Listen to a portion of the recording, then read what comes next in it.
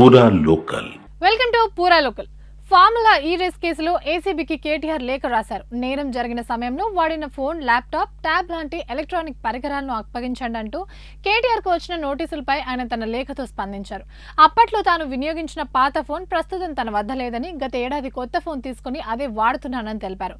తాను ఉపయోగించిన ఎలక్ట్రానిక్ పరికరాలను ఎందుకు అడుగుతున్నారు అనే విషయాన్ని ఏసీబీ తన నోటీసులో పేర్కొనలేదనే విషయాన్ని కేటీఆర్ లేఖతో ఎత్తిచూపారు.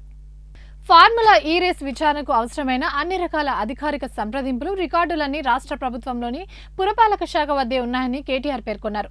ఇక ఫిర్యాదులో కానీ, తనపై చేసిన ఆరోపణలో కానీ గతంలో తాను వాడిన ఎలక్ట్రానిక్ పరికరాలు ప్రస్తావన ఎక్కడా లేదని తెలిపారు. అయినా ఆయా ఎలక్ట్రానిక్ పరికరాలను సమర్పించాలని కోరడం రాజ్యాంగం కల్పించిన ప్రాథమిక హక్కులకు భంగం కలిగించడమేనని పేర్కొన్నారు. అయినా సరే విచారణలో భాగంగా ఎలక్ట్రానిక్ వస్తువులను సేకరించాల్సి వస్తే సుప్రీంకోర్టు నియమ నిబంధనలు ఖచ్చితంగా పాటించాలని కేటీఆర్ స్పష్టం చేశారు.